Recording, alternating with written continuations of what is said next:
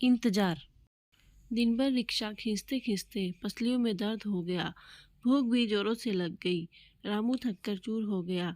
Rickshaw घर की तरफ मोड़ लिया। धीरे धीरे पैडल मारता आखिर अपने घर तक पहुंच ही गया। पति को आता देख श्यामा अपनी खोली से निकल आई। बाल्टी से पानी लेके श्यामा ने पति के हाथ पांव धुलाए और अपना दुपट्टा दे दिया चेहरा पोंछने को। फटे दुपट्टे से चेहरा पोंछ रामू बड़ी उत्सुकता से बोला, क्या बनाया आज खाने में? बलबीर की माँ आलू और मक्की की रोटी। रोटी का डिब्बा खोलते हुए बोली, जल्दी से रोटी डाल दे थाली में, बहुत जोरों से भूख लगी है। तू भी अपना खाना डाल ले थाली में, साथ ही खा लेते हैं। सादा सा खाना दोनों ने बड़े प्यार से खाया। ऐसा नहीं कि रामू बे औलाद है, मगर बेटा शादी के बाद वो शिमला चला गया ये कहकर कि कुछ काम करूँगा और लौट कर नहीं आया। ये सुना था कि उसको बेटा भी हो गया पर लौट कर नहीं आया अपने बूढ़े माँ बाप के पास। रामू और श्यामा बूढ़े होते जा रहे थे। रामू साइकिल रिक्शा चलाकर अभी तक अपना और श्यामा का पेट भरता आ रहा था, लेकिन अब बूढ़ा शरीर मेहनत नहीं कर पा रहा था। उसकी बूढ़ी हड्डियां जवाब दे गई थी। वो मेहनत करके थकने लगा था बहुत।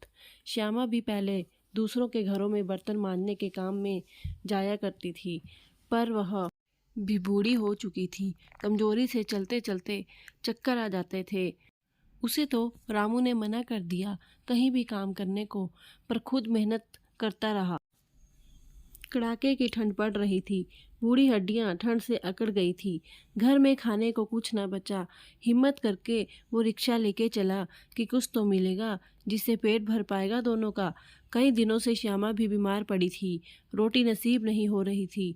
दवाई कहाँ से नसीब होती। सरकारी अस्पताल में दाखिला करा दिया पर आराम न मिला। रामू भी सुबह रिक्शा लेके निकला कि ये क्या पता कोई सवारी मिल जाए।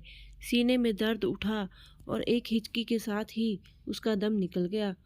उधर श्यामा को भी खून की उल्टी आई। एक एक उल्टी के साथ ही उसने भी प्राण छोड़ दिए। खुशकिस्मत थे दोनों, एक साथ परलोक सिधारे। अब न भूख की चिंता न दवाई की, सारी चिंताओं से मुक्ति पा गए दोनों। वहीं रिक्शे से नीचे गिरे रामू को लोग देखते और आगे बढ़ जाते, और अस्पताल में मरी पड़े श्यामा आंखें खुले हुए दरवाजे की ओर देख रही थी। शायद पति का इंतजार कर रही थी, या उसे बेटे के आने के इंतजार था, जो एक बार चल गया पर लौट कर नहीं आया।